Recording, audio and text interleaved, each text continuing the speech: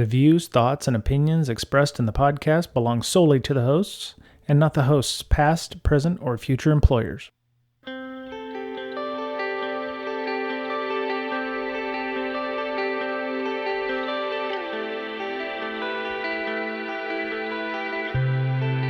Hello, everybody. Welcome back. It's Brian, Mr. Betcher, Miss Berlin for breaking down security. Oh. Hey. There we are. And I'm going to bring our interviewer in. We're going to go ahead and get this started. Derek Rook. Mr. Rook, tell us about yourself. Hey, I'm Derek Rook. I run an offensive security team at Teradata, doing PENTEST, red team, vulnerability research kind of stuff. And I'm also a SANS Institute instructor, certified instructor for the hacker techniques and incident response or incident handling class. Oh, cool. So what level of the SANS instructor are you? Are you community level or are you? No, I'm a certified instructor. Okay. So the conference, like national conferences level. Oh, nice. I never even got to that point. I think I did one 504 class and that, I haven't tried past that point, but I always thought it was kind of cool to do. What does it take to actually get to that level? A lot of work. It's so first you got to take the class, and then you take the exam, and then you got to do really well on the exam, and then you go through a bunch of mentoring, TA work, co-teaches. So you teach like side by side with another instructor a couple times. They have a lot of instructor development work, so they actually bring you in and work with you on how to be an instructor and how to present and things like that. So it took me a year and a half actually took me about 3 years from the beginning, but other instructors it's taken 5-10 years to get from square one to certified. Goodness. Okay. All right. So I may have met Derek before, but I just, I know we did the Bucks for Brazil thing with Rando. We did the charity fundraiser. I did an hour. Thankfully Derek was there to help me get through the hour because I didn't know what I was going to do to fill that hour. But we did a lot of good. We raised a lot of money that hour and helped a lot of kids down in Belize with school and effort. So appreciate you taking that hour with me and Rando. So appreciate that. Oh, it was my pleasure. It was a lot of fun. Yep. Awesome.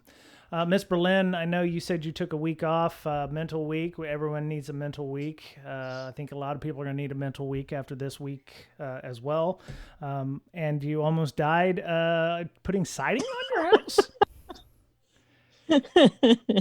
Yeah, so I have like a crappy one-car garage that just has wood siding on it. Oh. And as opposed to like scraping it off and painting it and it's still looking like crap, my neighbor had new siding put on their house. And so I took their old siding and I'm just like putting it on my garage and then pressure washing it and then painting it. And because now they know you saved me like $2,000. They know you took it though, right? Mm-hmm. Yeah. Oh, okay. As they were taking it off, they just like threw it over my fence. Oh, okay. All right, cool. How is siding your garage life-threatening? I was on an extension ladder doing the top. Where are your kids? That's why we have kids. And it may have fell a little bit. Where are the kids? That's why we have kids, so that they can. I don't have them this weekend, and the other one was I don't know. Okay. Doing something else. Well, he would have felt super guilty if Mama had hurt herself without. Not really. When I messed up my knee and the EMS came, he just stayed in here and played games. He didn't even come out to see why there was an ambulance on our driveway. Oh wow. Life skills. I only have one compassionate kid. 1 out of 3, I guess, is all right. Isn't that what Meatloaf said? 1 out of 3 ain't bad. No, it's 2 out of 3 ain't bad. Yeah. Mr. Betcher, how are you doing this week? Doing good. Yeah, work is picking up, but hey, what can you say? There's a lot of people unemployed right now, and right. I'm just thankful that I have a job and getting some income. and something to do. Yeah. Now, when you say work is picking up, does that mean that you're seeing more infections and malware, or is it just, more interesting things that they're giving you? I think it's more interesting things. Okay. Yeah. They've, I work for a large company, so they have a red team, and they're starting to pick up now. They kind of let us off the hook there when the whole virus thing took over and everybody started working from home, and now they're picking things up. So that's what cool. I see. All right.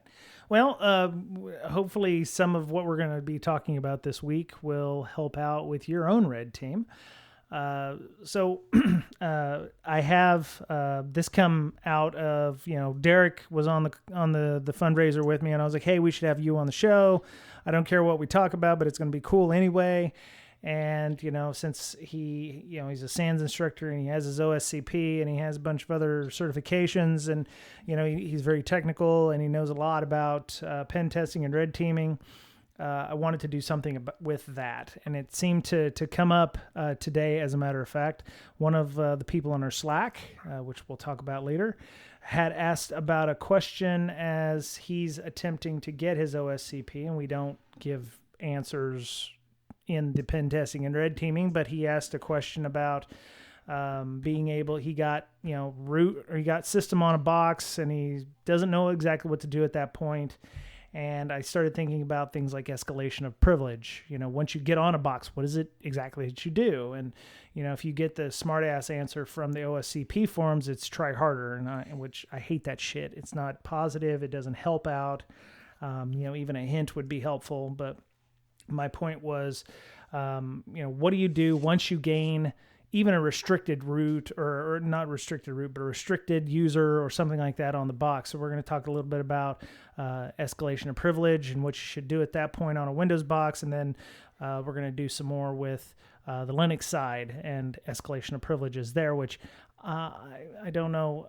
Maybe it's just my, good marketing, but I assume getting escalation of privilege on a Linux box is harder than Windows box, but I could be wrong. So Derek, one thing we were talking about in Linux, in our Twitter DMs, was about the difference between pen testing and earning your OSCP. And you had mentioned that OSCP is kind of a game, and it's designed, a specific way versus how you would do a pen test or red team exercise. Could you maybe elaborate on that a little bit? Yeah. So to be clear, they just revamped the materials. So I haven't done the brand new, as of like a month ago, lab.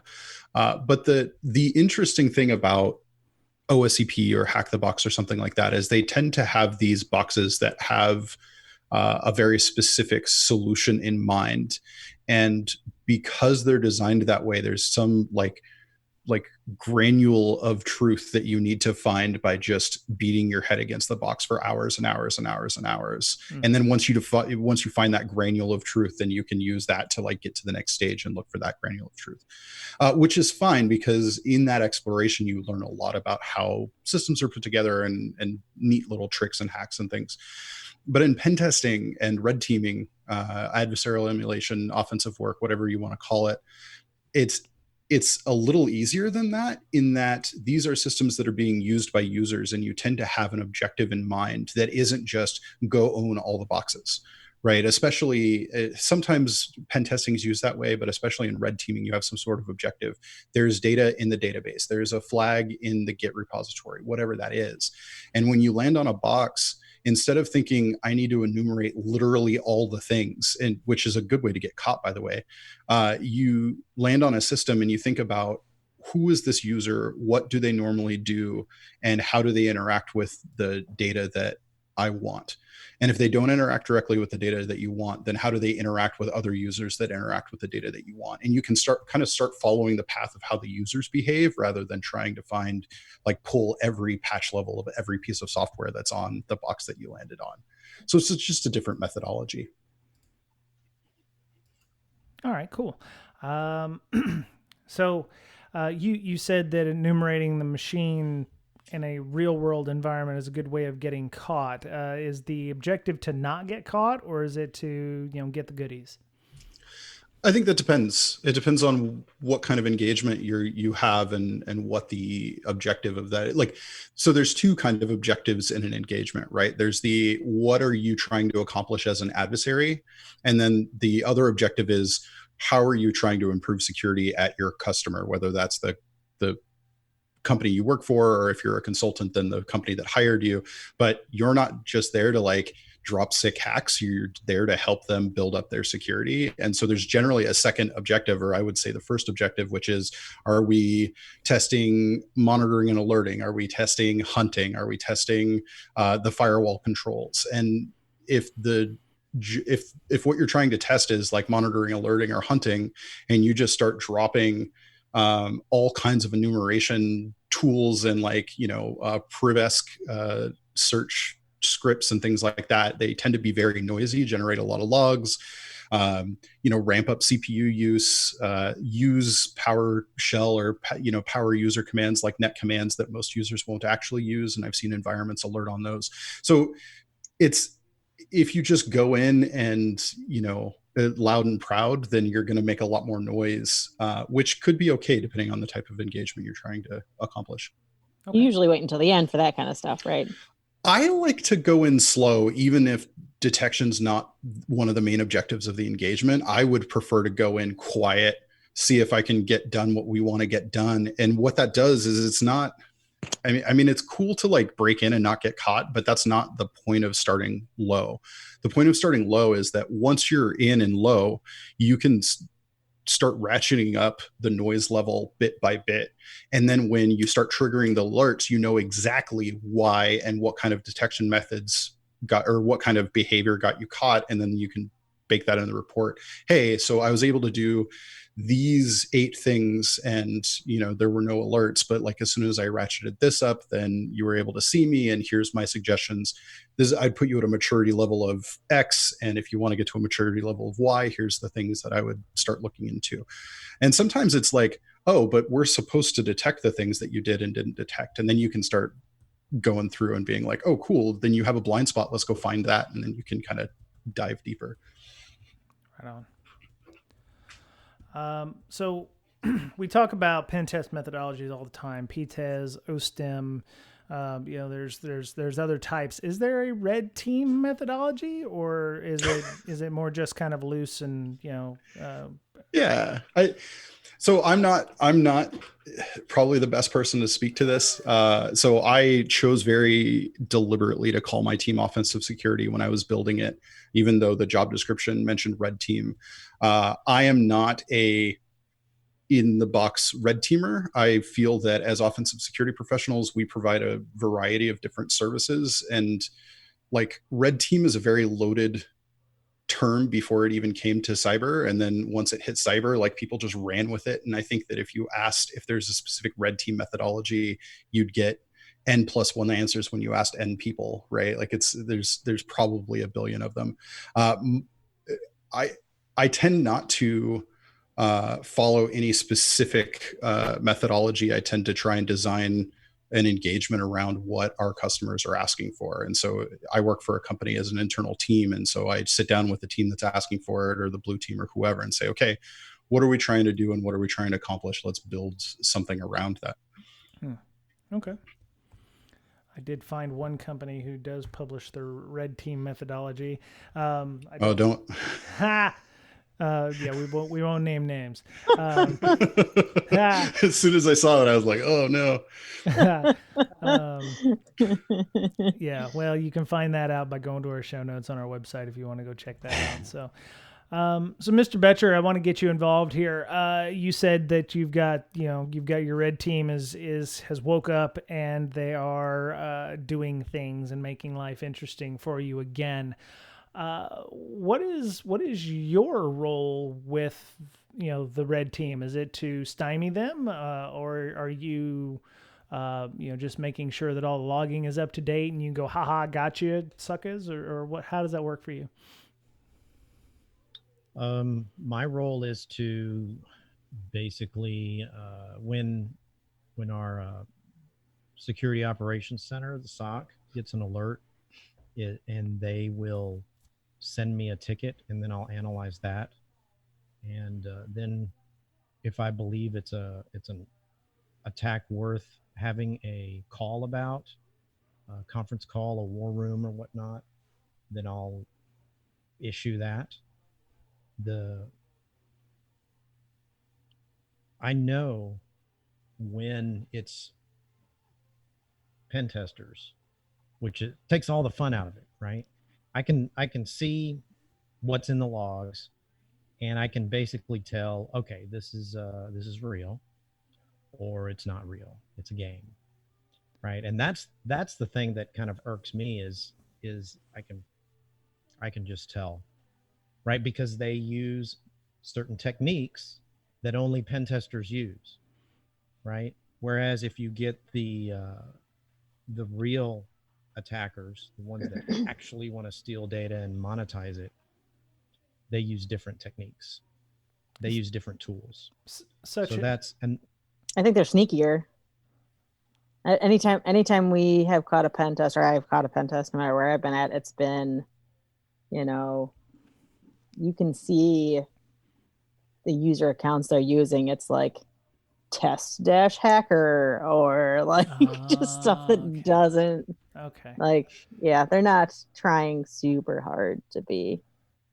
So sometimes quiet.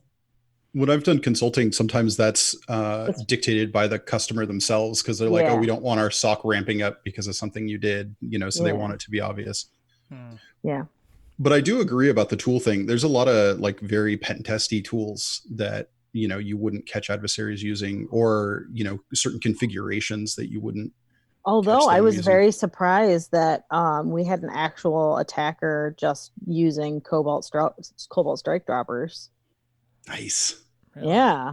Were they like cracked Cobalt Strike droppers with all the fingerprints still in them and everything? Nice. Oh man. So Mr. Betcher, you said that when the hacker comes in versus when the red team or the pen tester comes in, do you ever communicate that to your red team? You're like, hey guys, you're using Derby, you're using SQL Map, and you're just blowing us up on here, or bad guys wouldn't be using these tools. Maybe you guys should be using these, or maybe you folks should be using these. Why are you, running, Metasploit on us? Because, the skids will use Metasploit, but not the real hackers. What do you tell them, and how do you help them be better? Or is that even something that you can do? I can't talk to them directly. They're kind of secretive, but I can tell management, and I have. And, as long as they keep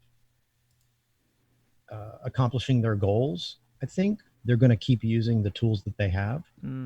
Because unfortunately, we both have our boxes, right? And so they have their box, they accomplish their goals, and we have our box and we accomplish our goals.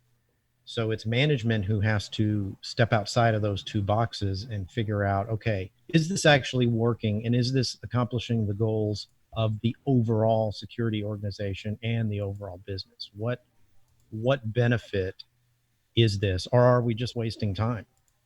Right. I've done this for several companies already. And a lot of times it's, we have this entity that just spun up in the business side. So let's hack them and, see if we can get in, and then tell them how we did it and all that stuff. But on the defensive side, they just spun up these things, and we have given them some items that they need to accomplish in order to get more secure. And they're working on that. So our goals do not align. Okay, well so it sounds like they're not going to improve as red teamers, and by extension, you can't improve as a detection person, because neither group is able to communicate with one another. Derek is shaking his head vigorously in a up and down formation. How That would be nodding, Brian. Oh, I see. Okay. Derek, what do you do at your organization with this? I mean, obviously you want to get better as a potential, bad guy, and you want your detection folks to get better. So, do you have lessons learned after? Do you share openly what you're doing? How does it work for you? Yeah. So one thing that really concerned me was the fact that blue team can't talk to red team. That in our organization, we talk to each other constantly. And if we're on an engagement where we shouldn't be talking to each other, then we don't for that period of time. But post-engagement, we're giving them everything. And I know this is contentious, for red teamers, and that's why I'm not really in that box. I've never been on a red team, but a lot of red teamers are like, oh, well, we can't burn our C2 infrastructure because we need to use that on the next engagement. We can't give you the exact implants we use because we need to use that on the next engagement. But it's like, we give them literally everything. Here's all the scripts, here's all the payloads, here's whatever C2 traffic we were doing. Here's everything. And let's push this forward so that we can develop a new thing. And we may try to use the same tools the next time. And if they get through, then it's like, okay, why did these still work? Right. But no, we work very closely. In fact, we have a engagement going on right now that's not a real PENTEST or red team campaign, where we're just setting up beacons in different parts of our environment and saying, okay, we have a DNS beacon over in that area of the network, for the next week. Let us know when you can see it and make sure that our automated detection is working correctly. And we tell them where it's coming from, where it's going to, what the payloads are, or what type of payloads they are. And we're just inside of that beacon is a flag, tell us the flag and we'll close it down, kind of a Derek, thing. Yes. When you have a technique that you use, do you know how to detect that technique? From a security perspective, can you identify that technique and set an alert for it? Just in a vacuum, or so? Well, since I don't technique A, right? Sure. Are you able to use that technique and be able to defend against or identify that technique from a defensive perspective as well? In other words, can you play both sides? Yeah, so that's the goal. Every technique, yeah, that's the goal. So for every technique or whatever, Cobalt Strike, name your technique. Sure. For every technique that you use, you're able to go to any computer in the organization and set it to either defend against it or identify when it's being used. No, because I don't have access to the blue team infrastructure. But you would be able to, and you could tell the security people how to detect it, right? It would be a back and forth, I assume. Yeah. That's the goal, right? And so I'm not sure. Okay. So I have dealt with pen testers, and the question is asked, well, how do we detect that? And they say, I don't know.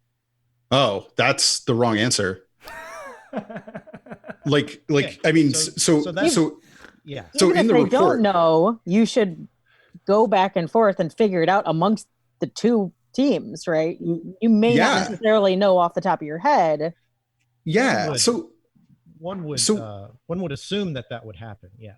So in reports generally, and we're conflating PENTEST and red team a lot, which makes me very happy, but your listeners might go get outraged and be like, that's not a red team or whatever. But so in our reports, for the various findings that we have remediation recommendations. And those are supposed to be explicitly how do you detect this, or how do you fix this, or how do you at least mitigate the potential threat? And one of the things that I tell my team is, if that's anemic, if that section is just oh, we'll disable the whatever options making it do that, or they don't understand the attack well enough. If my team can't describe how to defend against a technique, then we didn't do a hack. We just got lucky, which sometimes happens, and that's fine. And then we need to collaborate with blue team and be like, okay, this is an advanced beaconing like tactic. How do we use anomaly detection to figure this out? Like, not everything is straightforward from a prevention standpoint or even from a detection standpoint. When I'm running a beacon that is like beacons once a day, and then still like it's jitter is like 12 hours, like you're going to need a lot of data to be able to detect something like that using anomaly detection, but it is possible. So whether or not I can just walk over and flip a switch and say, okay, you can detect this now, I don't know. It depends on the technique, but the goal is always to work with the blue team to make sure that we can. And it's not even necessarily a tomorrow thing. Maybe it's well, we don't have that capability, or we don't have the type of baselining set up to be able to detect that specific anomaly, but let's work together to get it going. And that is the point of offensive security in my perspective. Right. And I think out of all of the offensive security I've seen be done, that happens like 20% of the time. That's pretty good. That's literally why I took the job that I took, is because there was no offensive security at this company. They said, do you want to build an offensive security program? I'm like, well, I have ideas. Let's do it. And that's what we're building. And it's not perfect yet. You know, we've been there for 3 years. We're still growing. We're still maturing. But that's the whole point from my perspective of offensive security, especially an internal team like mine, is to drive maturity of the rest of the company. And I never see it with PENTEST. Well, man.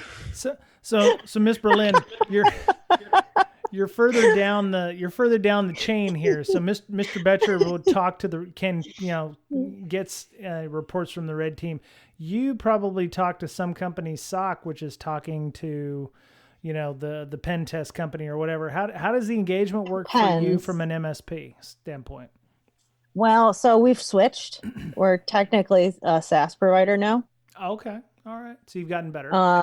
Yeah. So we still talk to security teams, but there's not really a SOC involved with our customers. Okay.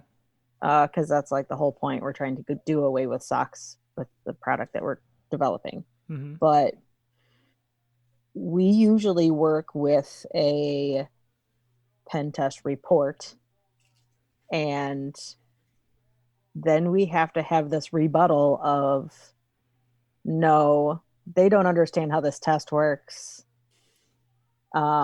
This actually isn't a critical vulnerability in your environment. It's a medium, and all of these other things that they're telling you to ignore, you should fix first. But Nessus said it was critical, Amanda.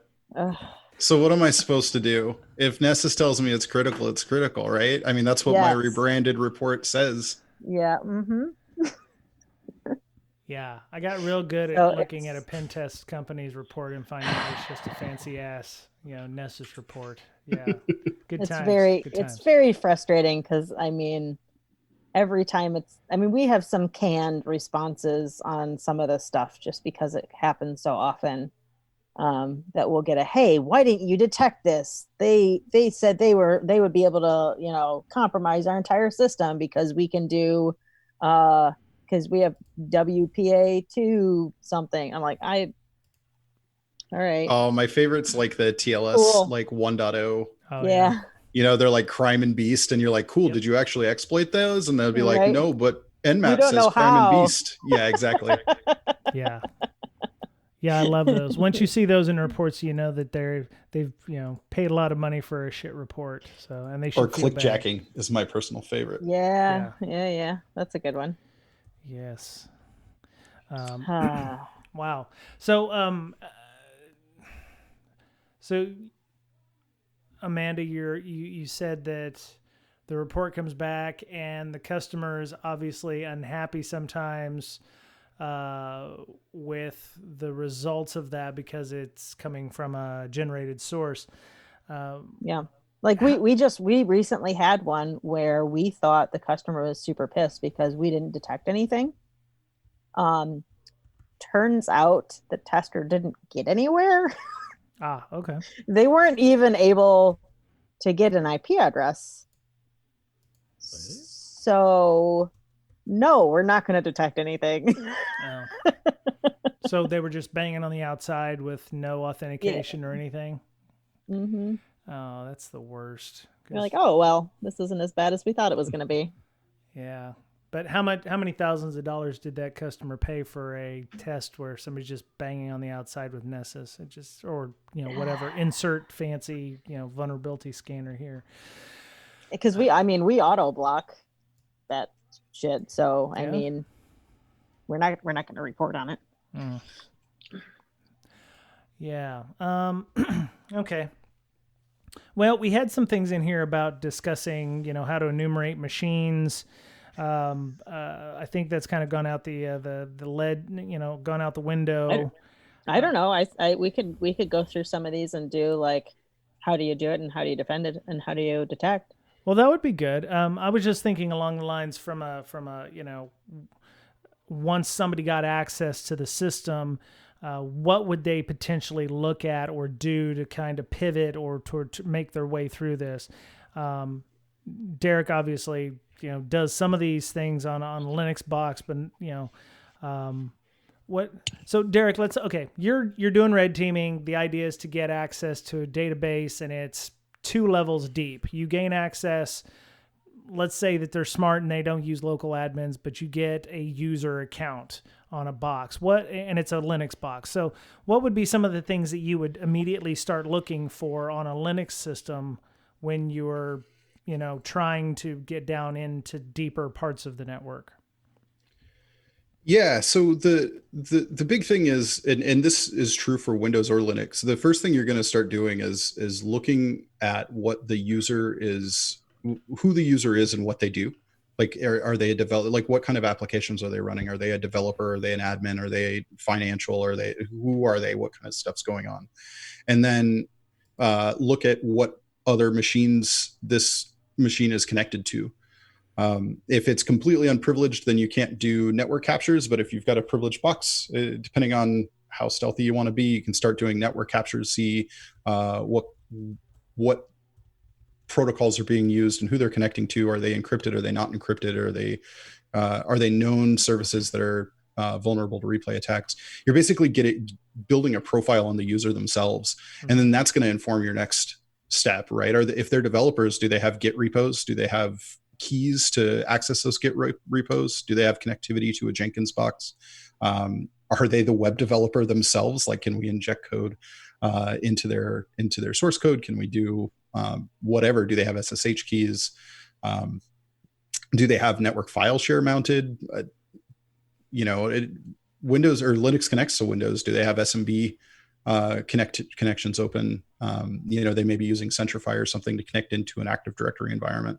So the thing is, I see a lot, and this is kind of why during our chat I was mentioning, like, is this really for, like, are we talking about Hack the Box and OSCP, or are we talking about pen testing? Because in Hack the Box or OSCP or something like that, you're going to get reference to like Got Milk's Linux Privesc blog a lot, or you're going to get blogs that are basically like run through and run netstat and then run ipconfig and then run this and run that, and you're going to pull all of the versions and you're going to pull all of the patch levels and all of that stuff. And it's like, okay, that's great, and especially in OSCP that's very exploit focused, where you're looking for like the vulnerable version to drop the exploit and progress. That's fine. It's very loud, and it's not very common, right? Like systems, I mean, look, we get big breaches all the time that they didn't patch some vulnerability for a while, but in pen testing and red team, you're not just slinging exploits very often anymore. A lot of times we'll drop onto a box. Maybe we use an exploit to drop on that box. Maybe we phish a payload or something. And then from there, it's like SSH and RDP and SMB all day long, right? Because we just want to look like normal traffic in the environment.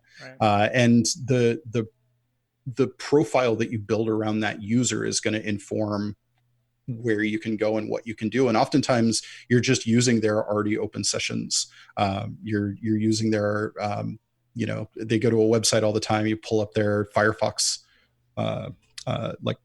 bookmarks or something, and you're like, oh, here's a bookmark, and he's already got cookies. So, we'll just reuse that session that's already open. Okay. Well, I would assume if you were able to get into a box and find SSH sessions from, the host to remote, could you piggyback through those or, multiplex through those? Or does it require reconnection of SSH to do the multiplex? It depends. If they set it up, you can set up like a persistent socket through SSH, and some people do that. I don't see it a lot. I mean, some people do it and some people don't. I think it's a fairly lesser known, at least in modern day, it's a lesser known feature of SSH. So it's just not something a lot of people do anymore. But if you see that, you can definitely piggyback on it. Otherwise, you're abusing, SSH keys. I know that you added the SSH config files to the show notes, and that's a gold mine. I use SSH config files extensively on my own profiles because I don't have to remember all those different servers I SSH into. Sure. So checking that out, seeing where they normally SSH to, do they already have keys associated with it, things like that. Yeah. Plus, if you're using an SSH bastion host, you're going to be using an SSH config file to automatically pidget through that so that you don't have to SSH to one and then SSH to another and cause all kinds of issues. So, I think we forgot like OpenVPN profiles as well, which also has keys in it as well. VPN profiles. Yeah, you're really just and we can make huge lists of like every little thing to look for, but you're just really like there's a class of things that you look for, which are your remote connectivity bundles. If you're on OS X, you're going to look through, can you get access to the keychain? If there's an active user, start popping up pop-ups. Like just pop up like, hey, you've been logged out of such and such service. Like, I don't know about everyone else, but if your company uses like O365, do you ever just randomly get booted out of that SSO? I do. Because I do from time to time. And if I drop on a Windows box, I am definitely going to pop up a box that looks like your company's SSO. And I'm going to be like, hey, you need to relog in to access Outlook.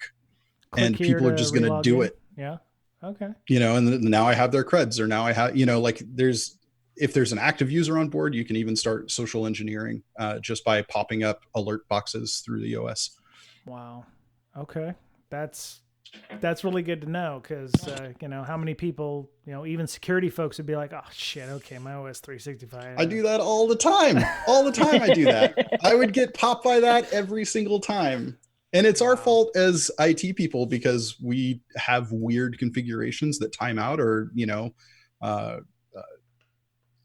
like we need to get that locked down from an IT perspective. I was going to say, does that popping up as opposed to Office popping it up for you look any different? You can build it to look.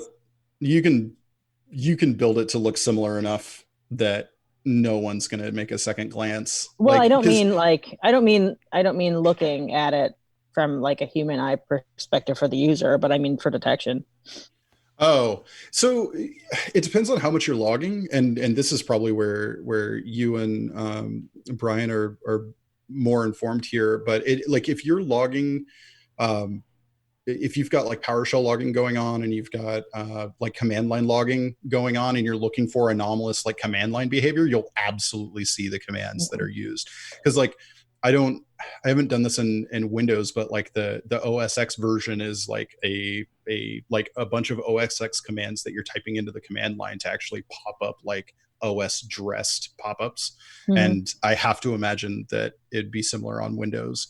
And so probably PowerShell driven even. And so, if you're just like logging anomalous behavior, like I've been in environments that log like net commands because most users don't run net commands. So if you're at that level, then you're definitely going to see the stuff you'd have to type into. And it's one of the easiest things to detect is like, I'm so sad. Yeah. I'm so sad when I can use net commands. It's so like, it seems like an easy thing to do. And it's so anomalous for normal users to run any sort of net commands. Yep. Well, when I saw that this week, Windows had decided to put cmd.exe into maintenance mode, which means we're looking at getting rid of the command prompt in, I'd say, probably the next 2 years or so, in favor of obviously PowerShell. Because it does all the same things anyway. Right. But I mean, 10 years or so, but yes, go on. Well, I'm trying to be optimistic here that they're going to get rid of that fairly quickly. So will net commands go away, or are they have PowerShell now, equivalents that are probably more powerful and, you can still do the net command in PowerShell, I thought. Oh, really? Yeah. Well, so I don't know enough about the internals of Windows to know, like, I know that there are some like PowerShell commands that or there are some commands in PowerShell that are really just PowerShell reimplementations of the old commands. Yeah. Right. But is there any sort of like pass through that like the PowerShell itself is just like passing through commands to cmd.exe? That is a great question. I have no idea. I do not know. Yeah, that's a good question. Mr. Betcher, I'm gonna run. Mr. Betcher, do you have any thoughts on that at all? Believe that the commands in command cmd are just executables. So if you call it in PowerShell, it's just going to call the executable that already exists. Okay. So there'd be no difference at all. Okay. Call net, it's calling net.exe. True. Right. Yep. Yeah, and I did pop up a PowerShell window, and NetUse does work. So me too. Bully. Okay. Yay! Now I have to double check. change. I'm pretty sure. Yeah, we detected in both. Yeah. So So not it's enough. just Not enough it's people just log command line stuff. it's just an interface to call applications. Mm-hmm.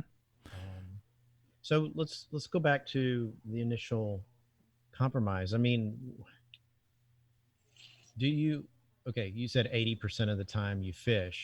Well, what about the other 20%? I mean, how do you gain access without phishing? Because when it's pen testers, they always, I can't remember the last time it wasn't a phishing exploit. So we don't actually phish very much at our company, just because we have like an ongoing phishing campaign, and that tends to do most of the phish. If we want to do a phish as part of like, as far as I'm concerned, a phish is just like an assumed compromise kind of scenario. So why do the phish again and just start with an assumed breach from a laptop? Most of our perimeter breaches are going to be, most of the perimeter breaches that I do are going to be web-based, because that's one of my niches is like web exploitation. Compromising a web application is generally where I start from. And that's why the example that I gave Brian earlier today was like, if it's a database, because that's 9 times out of 10 what I'm going for. I mean, like, who knows what the initial compromise is? Generally, it's going to be web, because that's what your perimeter facing services are. The other method would be attacking a SaaS itself. So if they're using O365, you can just start attacking like the O365 email or O365 the Office, like online Office portal, and start attacking that, trying to get in there, use those to start social engineering down to somebody's machine or to somebody's server. I don't know. It's hard to answer that question in a nebulous kind of a, what do you attack in a company? Start attacking their cloud infrastructure. Everybody's got cloud these days, and it's usually far worse than their corporate infrastructure. Right. Right. So what are some of the scenarios that you get with that, where Teradata obviously works? They're a cloud-based company, like most companies out there. They have a footprint in the cloud. Do you separate that out and you're like, okay, we're only going to attack the cloud this time, or do the lines really blur where it's like you don't have any choice but everything is in the cloud? Is there a thing like, well, we're going to attack, we're going to hit the data center versus hitting the Google Compute version or the Azure version? Do you ever make the rules of engagement where it's like, okay, you can't go over here, you have to restrict ourselves, because then that requires us to think more outside the box? Again, it depends on what the objective is. So Teradata, and all of my examples are going to be like I'll use Teradata as the name, but I'm not speaking for Teradata. I'm definitely not giving any examples of hacks at Teradata. But like, Teradata as an example is a product development company, and so there are a class of services that I would give a product development company that are basically just product pen tests. And so it'd be something like, oh, well, you've got a product in AWS. Well, then we'll do a AWS product pen test, and we'll just pen test that environment just to see, hey, how is that product hold up? If they've got on-prem, then we're going to do application-based pen tests, where we just like load the application on some hardware, maybe even our laptops, and we go to 10 on it. from a corporate infrastructure perspective or a service infrastructure perspective, that's really when you start talking to who your customer is, right? And so, and also what their concerns are. Like you could, and so Teradata is a huge company, and we could just say, hey, we're gonna attack Teradata, and the sky's the limit, and just do whatever. But that's 10,000 employees, and hundreds of thousands of IPs addresses and everything, and the scope, like the scale of that kind of an engagement is going to take months. I have 4 people. Right. So like what are we trying to do? Are we trying to determine the security profile of that big of a scope? Well, that's going to take us years. Are we trying to attack a specific objective? Then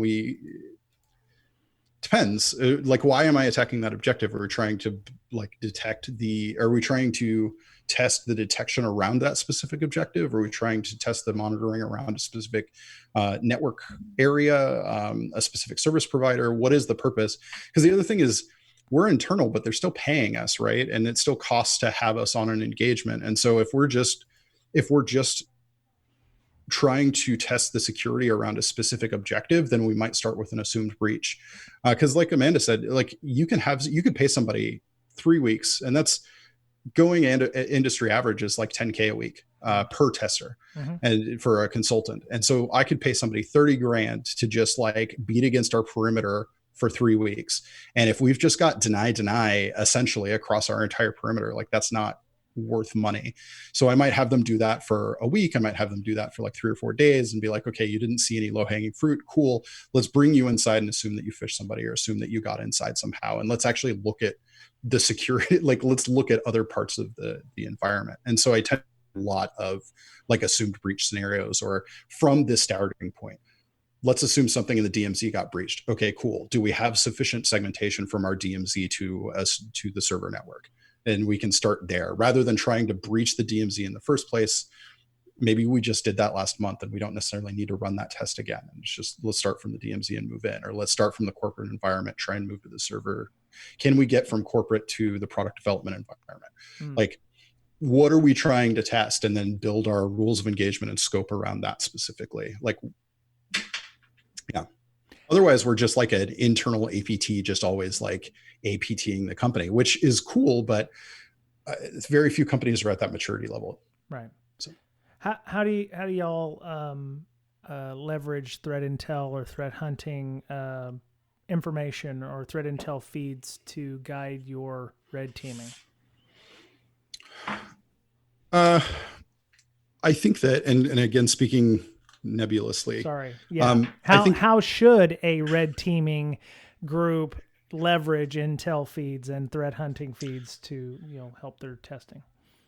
When you talk about like adversary simulation, it's hard to simulate an adversary unless you know actually what adversaries you have and who's operating in your market vertical, or who's operating against specific companies like yours, or even who's operating, especially as a product development company, who's operating in the industry verticals of your customers.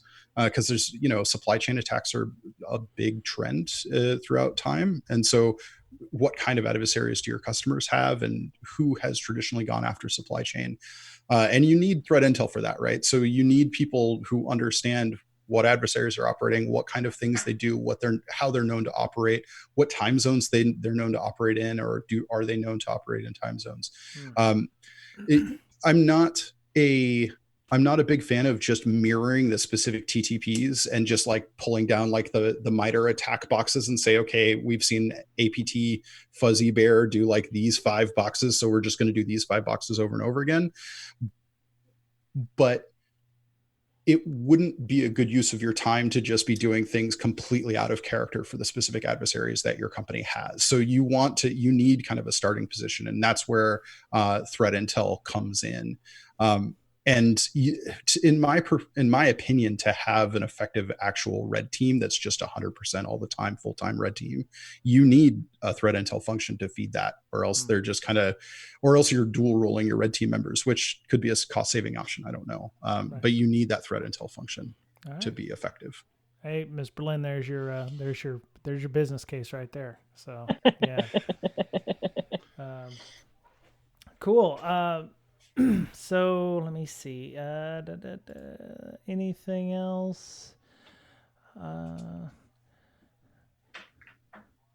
I was going to ask about how fun WSL is now in Windows, because now you can just install whatever Linux you want on it. But that's probably about as noisy as PowerShell is being used by Joe Average User.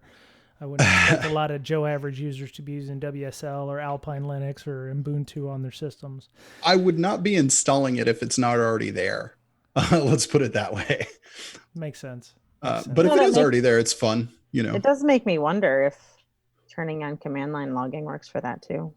I didn't see any new settings in your policy or anything. Well, it would invoke WSL.exe, wouldn't it?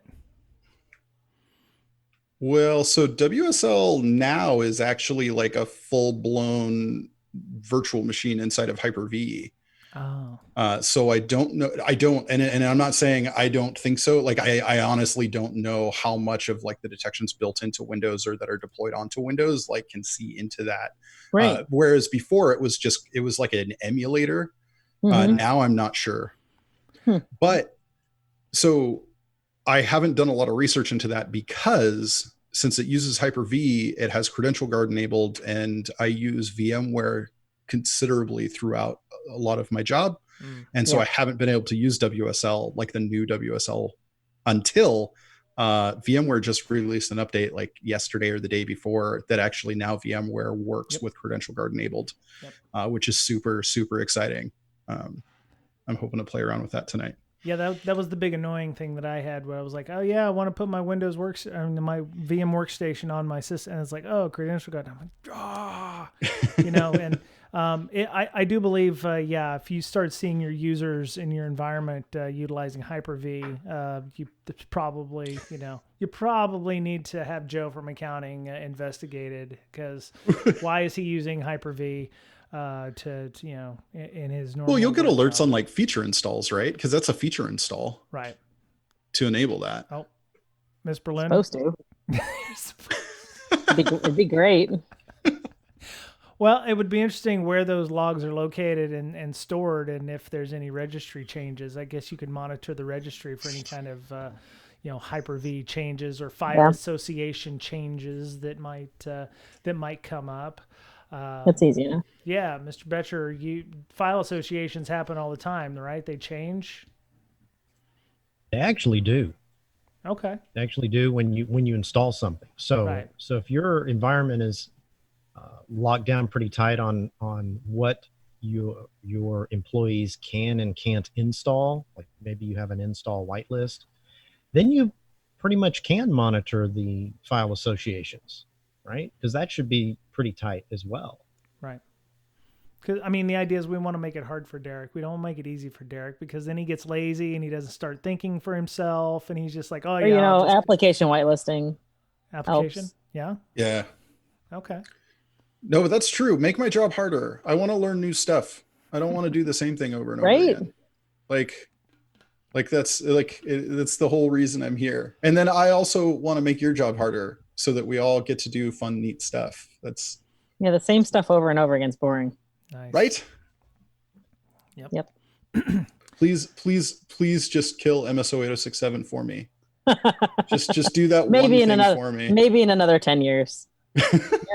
You're asking way too much. Yeah. At the same time, cmd.exe actually disappears. We'll actually finally get rid of configure. Exactly. So before we go ahead and finish for the night, is there anything else we want to talk about? Any other questions, comments? There's a lot in the show notes about doing EOP, how to enumerate machines. There's a lot of stuff that we've added as extra value for the discussion here, including GNOME keyrings. Apparently, you can go and look in there for passwords and things in the GNOME keyrings. So, but any other thoughts or questions? Go ahead. I think the big thing that when people are thinking about escalating privileges, they don't they're always thinking the same box. They're like, okay, I'm a low privileged account on this machine and I need to elevate privileges. And it's like, any change in your access level is an elevation of privileges. So if you come in on a low privileged account on a machine, and then you're able to move laterally to another machine, even if it's the same account, you now have access to more information, new files, potentially new keys, new configurations, access to other user accounts that are on the box that may have more lax security. Like, don't just, and I think that's a thing that really gets baked in, at least in the old version of OSCP, is like, you've got a lab full of singular machines, and like, that's not the way networks work. Right. So I just keep that in mind. Like, moving laterally is huge. Yep.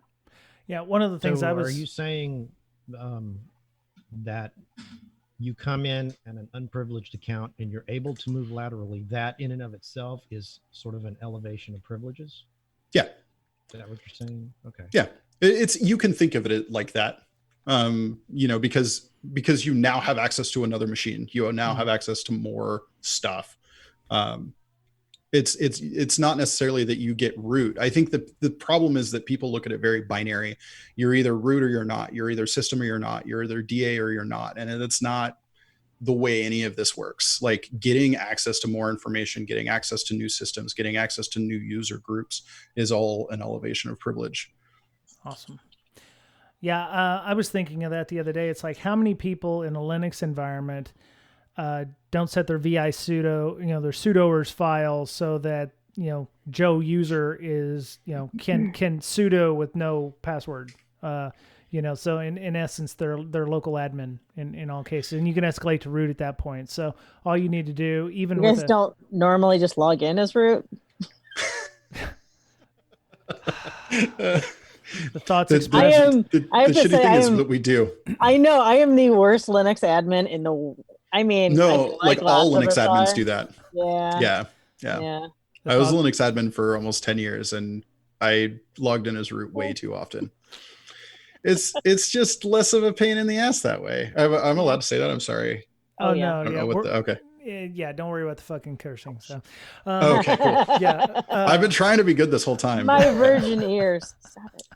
Ever used Q-tips before? Yeah. No. My cat's attacking me. What? Oh, really? Oh, yeah. You've got a cat too. Yeah. So the week has been complete shit, and this is going to go out, in the next day or so, 1 June or whatever. Has anybody seen anything cool? I've been listening to Smashing Security, so they try to do something that, not security related. Have you seen anything cool recently that's come up that you want people to know about? Yeah, but I think maybe I got it from you. Oh, well, I don't think we've ever talked about it before, so knock it out. What is it? The full packet captures that Windows now will do natively. Yes. That's actually, I did mention that in our Slack, October 2018's update, Net Monitor or Network Monitor or something like that, where it'll actually do full packet capture in ETW format. So you can get Wireshark basically for Windows inherent. Just like there. Yeah. That's very exciting. Right? Yeah. It's I don't think enough people packet capture as offensive operators. I'm just going to throw that out there. I don't think enough people do it in general. That's true too. Well, it was harder. Now it's easier. Yeah. Right. I don't know if it requires root or if it runs in like promiscuous mode or anything like that. I would hope so too. But still, I mean, how hard is it to get system these days? Just PSexec in, you're fine. Yeah. Great. Pretty much. That's sad. That makes me sad. Fantastic. Sad in my face. Off the land. Yeah. So I picked something. I picked something that's not security related. I don't know why, but I've wanted to get back. What? Go ahead. I was gonna say, did you want us to say something non-security related? Am I just that geeky that's the first thing I think of? No, I was just thinking of something that just something that wasn't security related. But if you like packet captures in Windows, that's great. Or movies or whatever. So, I like role playing games, and I've wanted to start playing role playing games again. But I found something called High Rollers, which is people playing Curse of Strahd, which is the D&D module for for Barovia, which is one of the demi-planes of dread. I know. Anyway, but there's 5 or 6 players and they're all going through it, and I thought it was kind of cool. I've been listening to some of the episodes online, and they videotape themselves going through the modules. So I thought that was kind of cool. So if you want to do something that isn't security related and you just want to escape for 3-4 hours, load that up. It's on podcast, and actually they have video and YouTube stuff. So if you are interested in hearing people do role-playing games, there it is. So, Mr. Besher, you got anything? Anything interesting come up news-wise, or, you've seen a movie or anything that was kind of cool? No. Okay, cool. Not really. Right on. By the time, when's this get released? I'm going to put it out probably 1st of June or 2nd of June. Okay, all right. Because next Monday, my son leaves for 4 months. What's he doing? He's going into the Marines. Dance party. He leaves for boot camp. Well, I hear it's fun and you get a lot of nice sugary treats all the time, and everybody's really huggy and happy and feeling. Should I when I get his address, I should say it on the podcast so people can send him stuff, right? Oh, oh God. Yeah, go ahead. Let's do that. Yeah. Oh dear. Send him some pink elephants or something like that. Some fluffy bunnies. I thought about sending him a regular letter and just putting glitter or something all over it, or God. drawing dicks on it. I don't know. I'm not decided how much I want to torture him. You get glitter on his camo and he'll on his BDUs and stuff. Yeah, that's not good. Oh my God, you can't get that stuff off. Can you send glitter bombs to boot camp? You can send pretty much anything you want there. I think they probably would scan it. I don't know if the metal detectors or anything would go off. Is he? It's just a spring. It's just a spring loaded. It's not an actual bomb. Yeah, you can send care packages in boxes all the time. Wow, you are the worst mother. I meant that in a nice way. Wow. So with the glitter bomb, would you send safety goggles along with it and say, put these on before you open the next package or something like that, just to keep it out of his eyes? Nah. Send him goggles and a smock or something. Yeah. Here, give this box to your your drill instructor or something. Damn it, Berlin! What the fuck? Yeah. So Derek, what have you seen that's interesting, minus all the stuff that's on Twitter? Anything fun or interesting that people could divest themselves of time and invest in something else? Yeah, I mean, we just put 2 humans into orbit on a brand new spaceship. That was pretty. So that was pretty cool. Yeah, I like that. I'm pretty excited about that. Yeah. I mean, I'm a huge space nerd, so you can say what you want about the person who runs SpaceX, but the commercialization of space and just the opportunities that it affords more space exploration is huge. Yep. And the more we explore space, the better it's going to get. So I'm very excited. It was fun to watch. Have you watched Space Force? No, I've heard it's I've heard it's like Office 2.0, and I'm just not really into that kind of awkward humor. Oh man. Yeah. I'm sorry. That's all right. It's pretty good. I haven't watched The Office either, so don't feel bad, Derek. I didn't hate the British one as much. Because I like really dry deadpan humor. Yeah. Like I'm a big fan of that, but just the ongoing awkward humor is just not really my cup of tea. Yeah. Yeah. So you must watch a lot of British comedy then. I do. Yes. Quite a bit of it. Yep. I like English period pieces. Sorry. I do some Sense and Sensibility. I love Downton Abbey. It's nice. It's just I'm finally watching Silicon Valley. Oh, That was pretty good. I like It that. is yeah. very, it hits very close to home working for a startup. Mhm. really? I watched the first 2 seasons, I think. Okay. Yeah. Okay. Wow. All right. So, Derek, are you going to be speaking online anywhere at any conferences soon or anything? I am actually. I will be speaking at the.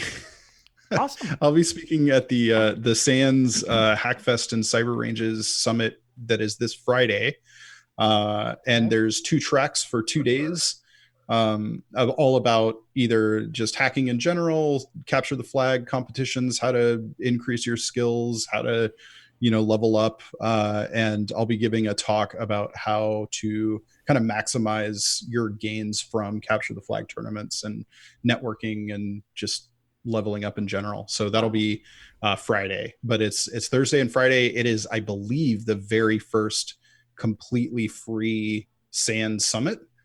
And because of that, there's like 10,000 people that have signed up. So it's a pretty big event, but it's still free to sign up. You can go to the SANS website and register.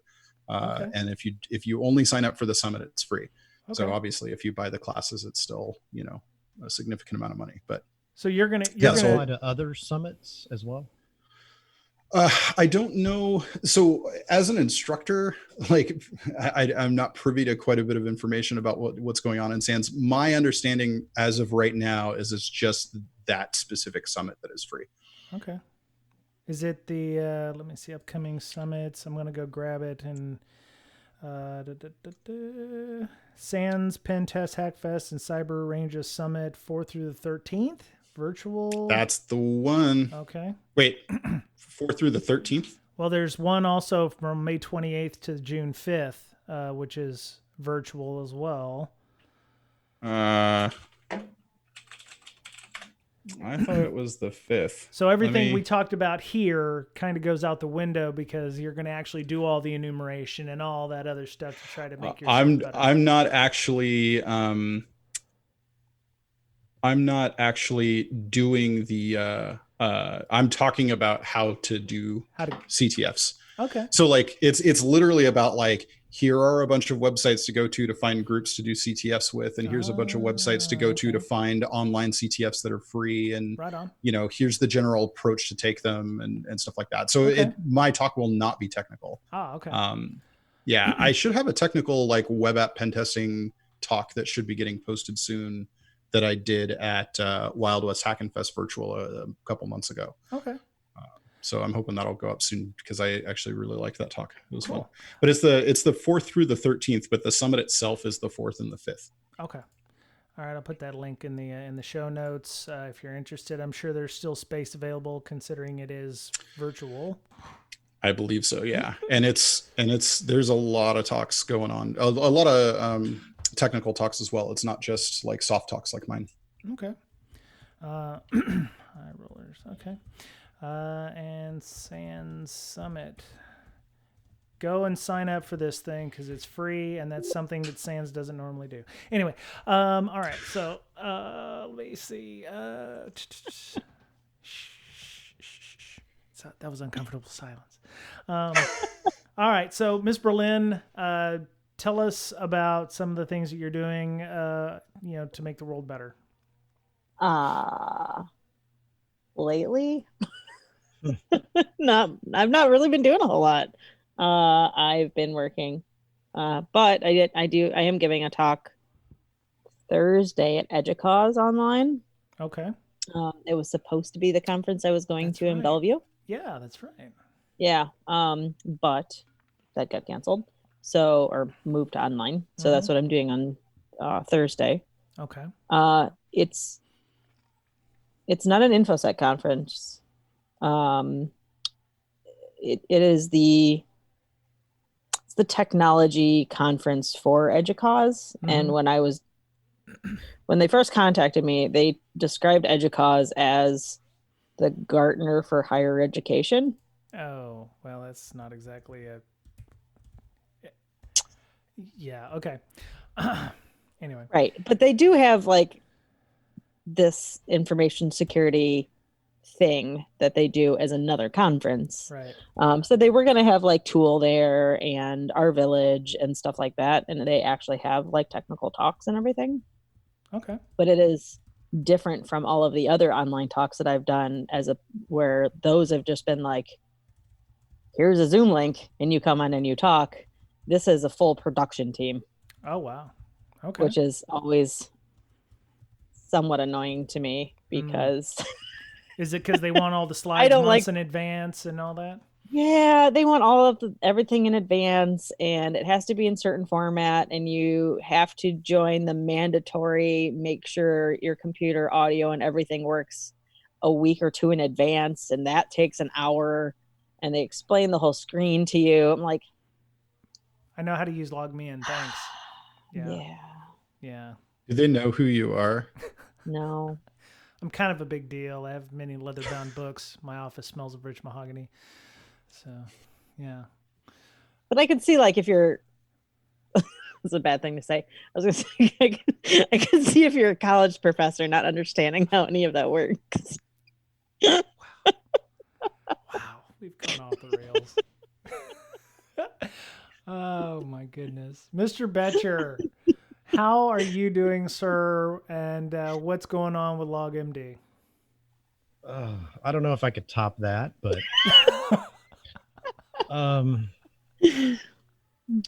no, LogMD is going good. Excellent. If you don't know what that is, please check it out, log-md.com, to help your defenses. And yeah, just adding new features all the time and getting that going. Making red team people jobs harder. Working on that every day. Yeah. Yep. And y'all have another incident response podcast, right? You've recorded something? Yes, we've released a couple and recorded another one. So cool. I think that'll be a monthly thing from now on. So that's good. See how it goes. It's good to have a regular cadence to those things. So yeah, good. Yeah. Very awesome. Cool. It's called the Incident Response Podcast. I know that's yeah. Weird. Yeah. It's easy. You know exactly what it is when you're going into it. Yeah. Breaking down security is like, I don't know what this is. Who is this? What is this going on? He doesn't spell that shit right. Why is it spelled wrong? Yeah, he spells it wrong. What the hell? You know, you had how many stars out of 5? A 4.8 out of 5 on 4.8, and you know that 0.2. I know. Probably would have been made up if you'd have spelled it right. Exactly. I'd have been 5 out of 5. Solid. Time to change the name. Shit. No, I can't do that. What the podcast formerly known as, or we'll just call it the podcast or whatever. Yeah, the podcast. The podcast. Yeah. Anyway, all right. Well, I think we should probably go. Check us out on iTunes, Apple, podcasts, Google Play Store, TuneIn Radio, Pandora, Spotify. We're pretty much everywhere. All good podcasts are found. Leave us feedback if you'd like to. Thank you to our patrons for their help in the tip jar, for podcast hosting, paying for the Zoom that we're using, time and effort of building out our community. Speaking of community, we have a Slack. If you're interested in joining the Slack, send us a DM to our email at bds.podcast@gmail.com or send us a DM on our Twitter account at Brakesec, BRAKESEC. A lot of folks in there willing to help out, answer questions about things. We have a CTF Club, so Derek, there you go. We got people who work on CTFs in there. We have a Hack the Box lab where people can join and work on recently retired boxes in a private environment. We also have regular vignettes from PonySec on how to work through various vulnerabilities for bug bounties. He's putting out regular content for us on that, and we appreciate him for that. We have a sim and logging club, so if you're trying to tune your sim or figure out detection mechanisms, we have that available. We also have a book club, pen testing your AWS environment. Dave Sybuck and JB are working that as moderators for the book club. I think they're roughly halfway through that, and they're starting to look at ideas for other books for the summer reading. We got a lot going on in there, and we're very friendly, very new. We're all noobs in there, so come and join us. We're moderated. We have a social contract. We don't want edgelords and evil people, so we have a social contract. We do allow Miss Berlin, but you can get a waiver for anything these days. So you're stuck with me now. That's all right. You're good people. We love you. So we've got insurance. Yeah. So, great discussion tonight. I appreciate it. Thank you, Derek, for joining. You're always welcome to come back and talk about whatever you like. If you mention us at Sweet. At Sand Summit, we'll send you a T-shirt or something. I'm just kidding. You don't have to. You can get a shirt with my face on it. Oh, that's right. I already have a shirt with your face on it. Oh, do you? Okay. Oh, wow. I mean, you want another one? No, but I do plan on mentioning you guys. I know that I was already aware that you have a CTF group, and so I was going to mention you as one of the communities. I have one slide for the talk. Oh, I have really? one, and it's just to distribute links. Oh, so it's awesome. like going to go up for the first 2 minutes, and then it's going to go down, and it's going to be like slideless. But yeah, I'll have shoot me the link that you would like to be on there, and I'll put it up there. Okay. I'll definitely do that. Awesome. I think that was it for Bringing Down Security this week. I want to say be nice to one another, but man, I don't know if we have that anymore in us. Try to be safe out there. Black Lives Matter, and do what you can to help out your fellow man, and take care of yourselves. Support each other. There's a lot of folks out there that were hurting, and do what you can to, make your little corner of the world a little better, I think. So have a better week than this week, and we'll talk to you again soon. Bye-bye. Bye.